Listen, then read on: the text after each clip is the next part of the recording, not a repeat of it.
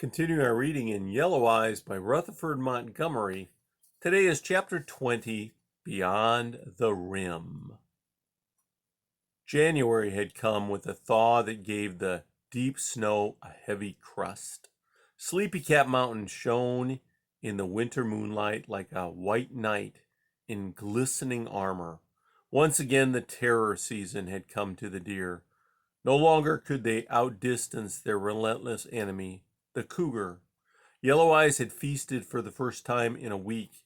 He had killed a 2-point buck on the edge of a windswept ridge. He was washing the blood stains from his chest and purring deeply. His sleek coat was scarred with ugly ridges. One cheek was twisted into a constant snarl where a deep gash had healed.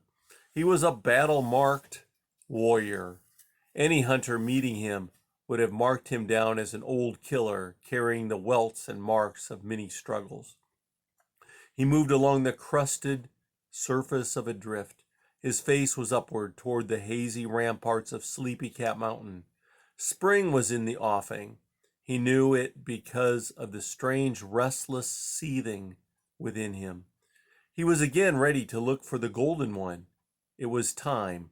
They set about their plans for the coming of the first thaw. He loped along through the white silence, sniffing the snapping cold air. On a bleak crag he halted and lifted his muzzle to the stars. Lashing his tail, he screamed loud and high. The scream was not a challenge, nor was it a defiance to the winter-locked land. It held a plaintive note, a chord which was minor and sad. He had sent that call out before, but the golden one had never answered. Sitting back, he listened. From far across a canyon came a high, thin cry. Like the scream of a woman in distress, it wavered and faded to a whisper. Instantly, Yellow Eyes felt a surge of joy within him. The golden one was answering. He hurled an eager scream across the canyon and leaped away into the black shadows of the spruce. They met on a drift under a giant Engelmann's spruce. She was a slender, buff-colored queen cat, answering her first mating call. Her head was smaller and tail shorter than those of the golden one, and she was not so rich in color. Yellow Eyes saw none of this. He was madly glad to see another of his own kind.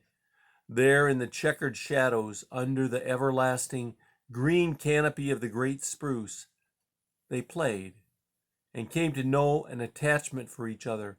The she-cat was shy and coy, but she was plainly impressed by the greatness of the yellow knight who had answered her call.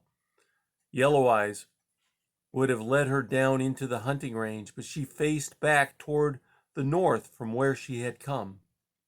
She had been raised in the fastness of the rough breaks, far beyond Sleepy Cat Mountain, and she wished to return to familiar slopes. She had come to a great way, out of a vast silence in which there dwelt no other of her breed. She had been driven by the age-old urge to seek her mate. Now that she had found him, she desired to go back. Yellow Eyes went with her, turning his broad, scarred back upon the valley of the roaring river. They traveled far that night and slept in a cave under a rim overlooking slopes new to the king cat. Again, Yellow Eyes was about to answer the call of nature. He was ready to build a home and rear a family, as was demanded of him. The country he was entering was presided over by a relentless government hunter who had killed the she-cat's parents and her 2 brothers. Cattlemen and sportsmen frequented it. They faced a relentless battle against extermination until the fate of all cougars overtook them. Another season, probably 2, they would roam before the trail hounds and the blazing rifles made an end of them. In the mind of Yellow Eyes, he and his mate slept. There was no fear, no worry, only the deep satisfaction of having each other. The dangers and the tragedies of life would not disturb them until the hounds again took to their trail. And that's the end of Yellow Eyes.